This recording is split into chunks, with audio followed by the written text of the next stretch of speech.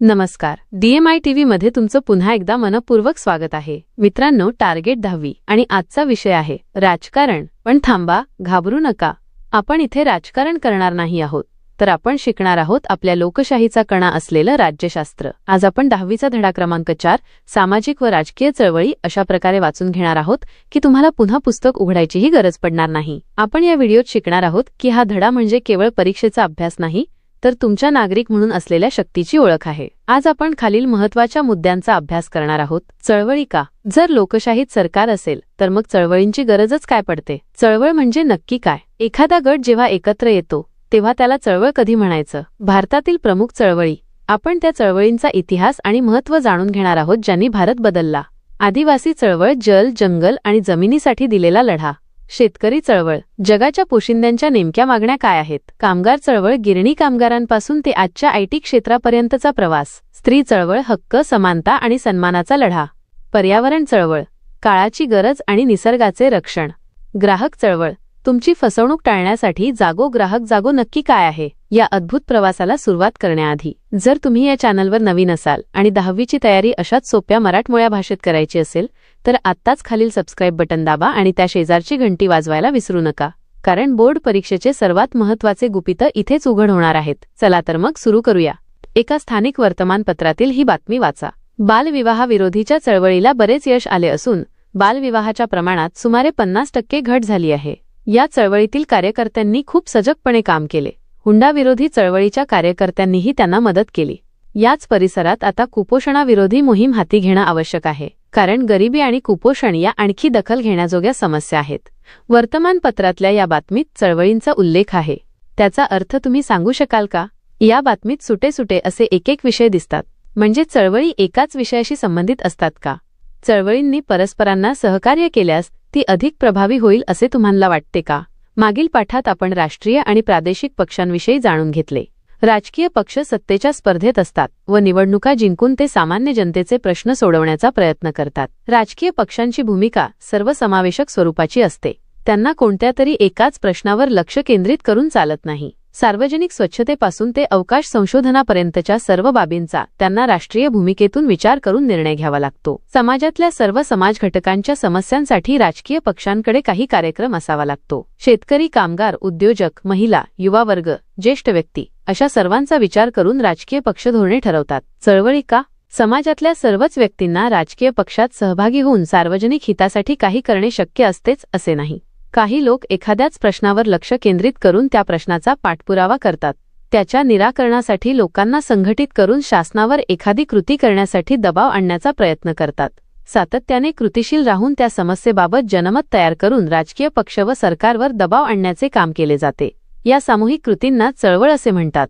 सामूहिक कृती हा चळवळीचा गाभा असतो. लोकशाहीमध्ये चळवळींना फार महत्त्व असते. चळवळींतून अनेक सार्वजनिक प्रश्न चर्चेत येतात.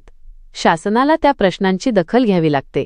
चळवळींतील नेते व कार्यकर्ते शासनाला त्या प्रश्नाच्या संदर्भात आवश्यक ती सर्व माहिती पुरवतात. धोरण आखताना अशा माहितीचा शासनाला उपयोग होतो. शासनाच्या काही निर्णयांना अथवा धोरणांना विरोध करण्यासाठीही चळवळी उभ्या केल्या जातात. निषेध अथवा प्रतिकार करण्याचा हक्क, राईट टू प्रोटेस्ट, हा लोकशाहीतील एक महत्त्वाचा हक्क आहे, परंतु तो अत्यंत संयमाने व जबाबदारीने वापरला पाहिजे. सांगा पाहू.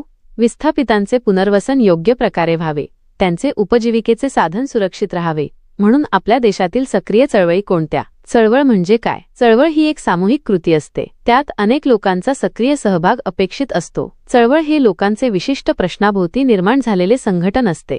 उदाहरण, प्रदूषण हा एकच प्रश्न घेऊन चळवळ उभी राहू शकते. चळवळीसमोर एखादा निश्चित सार्वजनिक हेतू अथवा प्रश्न असतो. उदाहरण, भ्रष्टाचार विरोधी चळवळीचा हेतू भ्रष्टाचार नष्ट करण्याचा असतो. चळवळीला नेतृत्व असते.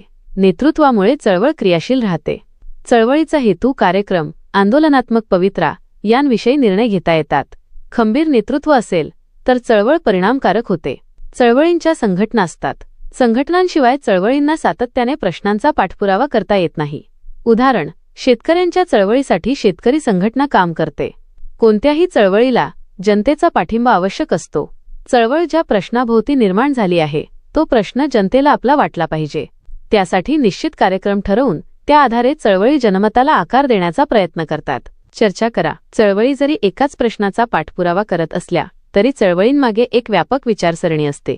उदाहरण, बालविवाह अथवा हुंडाबंदी चळवळींचा लोकशाही, महिलांचे सक्षमीकरण, सामाजिक समता अशा मूल्यांवर विश्वास असतो. काही चळवळींचे यथावकाश राजकीय पक्षात रूपांतर होते. शोधा पाहू.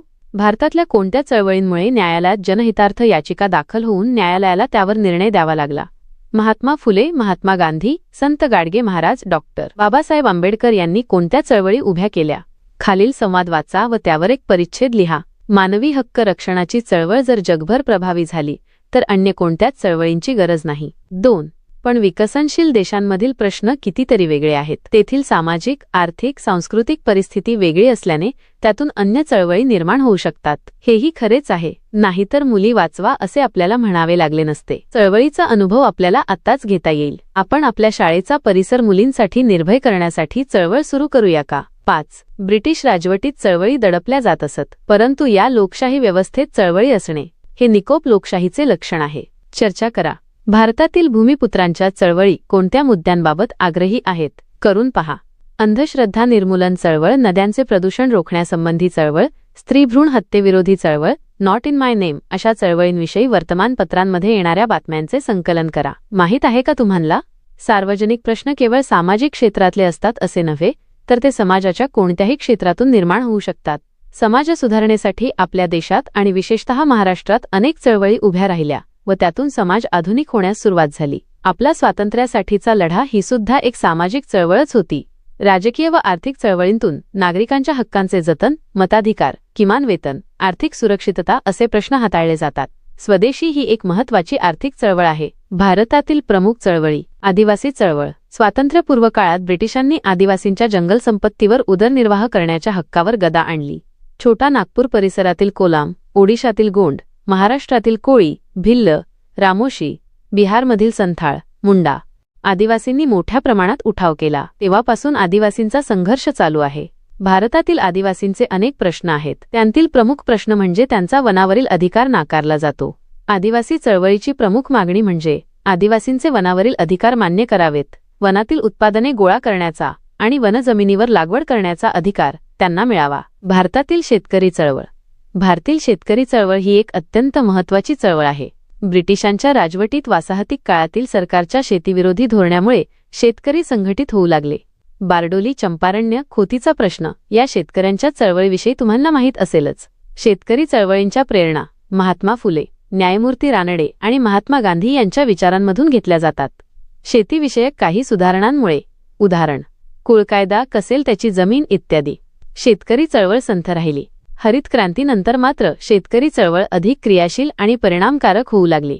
शेतीचे उत्पादन वाढवण्यासाठी आणि अन्नधान्याबाबत स्वयंपूर्ण होण्यासाठी हरित क्रांती करण्यात आली, परंतु त्याचा गरीब शेतकऱ्यांना फायदा झाला नाही. शेतकऱ्यांमध्ये गरीब आणि श्रीमंत असे वर्ग निर्माण झाले. त्यांच्यातील असंतोष वाढला व शेतकऱ्यांच्या आंदोलनाला सुरुवात झाली. शेतमालाला योग्य भाव मिळावा, शेतीला उद्योगाचा दर्जा मिळावा, स्वामीनाथन आयोगाच्या शिफारशी स्वीकाराव्यात, कर्जमाफी, कर्जमुक्ती आणि राष्ट्रीय शेतीविषयक धोरण या शेतकरी संघटनांच्या प्रमुख मागण्या आहेत. शेतकरी संघटना भारतीय किसान युनियन, ऑल इंडिया किसान सभा या भारतातील काही महत्त्वाच्या शेतकऱ्यांच्या संघटना आहेत. करून पहा. शेतकऱ्यांच्या व शेतमजुरांच्या कल्याणासाठी शासनाने कोणत्या योजना राबवल्या आहेत? कामगार चळवळ. भारतातल्या कामगार चळवळीला औद्योगिकीकरणाची पार्श्वभूमी आहे. 19व्या शतकाच्या उत्तरार्धात भारतात कापड गिरण्या, रेल्वे कंपन्या यांसारख्या उद्योगांची सुरुवात झाली होती. 1899 मध्ये रेल्वेच्या कामगारांनी आपल्या मागण्यांसाठी संप केला. कामगारांचे प्रश्न सोडवण्यासाठी व्यापक संघटना मात्र 1920 मध्ये स्थापन झाली. ती all India trade union Congress AITUC म्हणून उल्लेखली जाते. स्वातंत्र्योत्तर काळात कामगार चळवळ अधिक प्रभावीपणे काम करू लागली. 1960 आणि 70च्या दशकात कामगार चळवळीची अनेक आंदोलने झाली, परंतु 1980 पासून कामगार चळवळ विखुरली गेली. भारतभर कामगारांचे प्रश्न नव्याने उभे राहत आहेत, कारण जागतिकीकरणाचा परिणाम कामगार चळवळीवर झाला. अस्थिर रोजगार, कंत्राटी कामगार, आर्थिक असुरक्षितता, कामगार कायद्यांचे संरक्षण नसणे, अमर्याद कामाचे तास, कामाच्या ठिकाणी असणारी असुरक्षितता, अनारोग्य इत्यादी आजच्या कामगार चळवळीपुढील समस्या आहेत. करून पहा. भारतात स्वातंत्र्योत्तर कालखंडात पारित झालेल्या कामगारविषयक कायद्यांची माहिती आंतरजालाच्या सहाय्याने मिळवा. स्त्री चळवळ. स्वातंत्र्यपूर्व काळात भारतात स्त्री चळवळीची सुरुवात पुरोगामी पुरुषांच्या पुढाकाराने झाली. स्त्रियांवर होणारा अन्याय, त्यांचे शोषण थांबवून त्यांना सन्मानाने जगता यावे व सार्वजनिक जीवनात सहभाग घेता यावा यासाठी अनेक सुधारणा चळवळी सुरू झाल्या.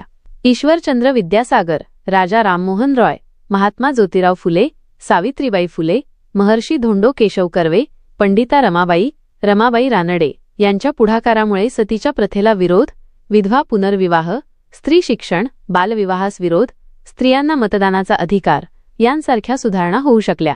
स्वातंत्र्यानंतर भारताच्या संविधानात स्त्रियांना सर्वच बाबतीत समान हक्क देण्यात आले आहेत, परंतु अनेक क्षेत्रांत स्त्रियांना प्रत्यक्षात मात्र समान वागणूक दिली जात नव्हती. स्त्री स्वातंत्र्य हे या काळातील स्त्रियांच्या चळवळीचे उद्दिष्ट होते. या काळातील स्त्रियांची चळवळ प्रामुख्याने माणूस म्हणून दर्जा मिळावा यासाठी होती. स्त्रियांचे स्वातंत्र्य हाही त्यामागील एक उद्देश होता. भारतामध्ये भ्रष्टाचार, जातीव्यवस्थेला विरोध, कट्टर धार्मिकतेला विरोध या समस्यांविरोधात आंदोलने सुरू झाली. या आंदोलनांमध्ये स्त्रिया मोठ्या प्रमाणावर सहभागी झाल्या होत्या. त्यांतून स्त्रियांना आपल्यावर होणाऱ्या अन्यायाची जाणीव झाली. स्त्रियांच्या पुढाकाराने स्त्रियांची चळवळ सुरू झाली. भारतातील स्त्री चळवळींचे स्वरूप एकसंघ नाही, परंतु स्त्रियांचे आरोग्य, त्यांची सामाजिक सुरक्षितता, त्यांचे आर्थिक स्वावलंबन आणि सक्षमीकरण या मुद्द्यांचा विचार विविध पातळीवर या स्त्री संघटना करताना दिसतात. स्त्रियांचे शिक्षण आणि त्यांना माणूस म्हणून दर्जा व प्रतिष्ठा मिळावी याचा आग्रह हे स्त्री चळवळीसमोरील आजचे आव्हान आहे. पर्यावरण चळवळ. पर्यावरणाचा ऱ्हास ही आजच्या काळातील एक राष्ट्रीय व आंतरराष्ट्रीय पातळीवरील गंभीर समस्या आहे हे आपण जाणतोच. पर्यावरणाचा ऱ्हास रोखण्यासाठी आंतरराष्ट्रीय पातळीवरही अनेक चळवळी सक्रिय आहेत आणि या क्षेत्रात आंतरराष्ट्रीय सहकार्यही खूप मोठ्या प्रमाणावर आहे. भारतातही पर्यावरणातील विविध विषयांना प्राधान्य देत अनेक चळवळी सक्रिय आहेत. जैवविविधतेचे संरक्षण, पाण्याच्या विविध स्रोतांचे जतन, जंगल आवरण, नद्यांचे प्रदूषण, हरितपट्ट्याचे संरक्षण, रासायनिक द्रव्यांचा वापर व त्यांचे दुष्परिणाम इत्यादी प्रश्न घेऊन चळवळी संघर्ष करत आहेत. माहित आहे का तुम्हाला? भारताचे जलपुरुष या नावाने ओळखले जाणारे डॉक्टर राजेंद्र सिंह यांनी राजस्थान येथे मोठी जलक्रांती घडवून आणली आहे. राजस्थानमध्ये हजारो जोहड नद्यांवरील मातीचे बंधारे निर्माण करण्याच्या माध्यमातून राजेंद्र सिंह प्रसिद्धीस आले होते. सिंह यांनी राजस्थानच्या वाळवंटात नद्या पुनरुज्जीवित केल्या.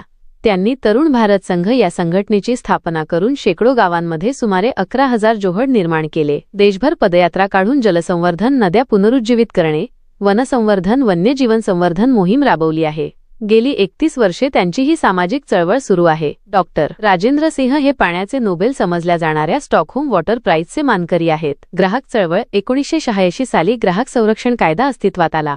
त्यानंतर ग्राहक चळवळीचा उदय झाला. या चळवळीचं उद्दिष्ट व्यापक आहे. समाजातील प्रत्येक घटक हा ग्राहक असतो.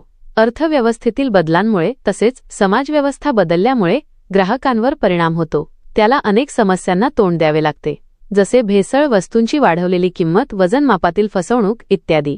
अशा प्रकारच्या फसवणुकीपासून ग्राहकांचे संरक्षण करण्यासाठी ग्राहक चळवळ अस्तित्वात आली. चळवळी नागरिकांचा सार्वजनिक जीवनातील सहभाग वाढवतात. 1980 नंतरच्या चळवळींना नवसामाजिक चळवळी म्हटले जाते, कारण त्यांचे स्वरूप आधीच्या चळवळींपेक्षा वेगळे होते. ते अधिक विषयनिष्ठ होऊ लागल्या, म्हणजेच एकेका विषयाभोवती जन आंदोलन उभे करण्याचे प्रयत्न होऊ लागले. पुढील पाठात आपण लोकशाही समोरील आव्हानांचा विचार करणार आहोत. तर मित्रांनो, आज आपण सामाजिक व राजकीय चळवळी हा धडा सविस्तरपणे अभ्यासला आहे. मला खात्री आहे की लोकशाहीत चळवळींचे महत्त्व काय असते आणि त्या कशा कार्य करतात हे तुम्हाला आता नक्कीच समजले असेल. पुढच्या भागात आपण इयत्ता 10वी राज्यशास्त्राचा सर्वात महत्त्वाचा आणि शेवटचा धडा अभ्यासणार आहोत. तो म्हणजे भारतीय लोकशाही समोरील आव्हाने. हा धडा का महत्त्वाचा आहे? कारण यात आपण आपल्या देशासमोर असलेल्या अशा गंभीर समस्यांवर चर्चा करणार आहोत ज्या तुम्ही रोज बातम्यांमध्ये पाहता. आपण शिकणार आहोत की जमातवाद आणि दहशतवाद लोकशाहीला कसे पोखरतात, नक्षलवाद, डावे उग्रवादी आणि भ्रष्टाचार यांमुळे देशाच्या प्रगतीत कोणते अडथळे येतात, राजकारणाचे गुन्हेगारीकरण रोखणे का गरजेचे आहे, आणि सर्वात महत्त्वाचे म्हणजे ही सर्व सामाजिक आव्हाने पेलून आपली भारतीय लोकशाही यशस्वी करण्यासाठी नक्की काय करता येईल. हा केवळ अभ्यासाचा भाग नाही, तर एक जागरूक नागरिक म्हणून हे समजून घेणे खूप गरजेचे आहे. त्यामुळे पुढचा व्हिडिओ अजिबात मिस करू नका. जर तुम्हाला आजचा हा व्हिडिओ आवडला असेल तर लगेच लाईक करा आणि तुमच्या किमान 5 मित्रांना हा व्हिडिओ शेअर करा, जेणेकरून त्यांनाही याचा फायदा होईल. तुम्हाला हा धडा कसा वाटला किंवा काही शंका असतील तर मला कॉमेंट बॉक्समध्ये नक्की सांगा. तुमच्या सूचना मला नक्कीच सुधारणा करण्यास मदत करतील. असेच नवनवीन व्हिडिओ पाहण्यासाठी चॅनलला सबस्क्राईब करायला विसरू नका. अभ्यास करत रहा, स्वतःला अपडेट ठेवा. भेटूया पुढच्या शेवटच्या भागात. धन्यवाद.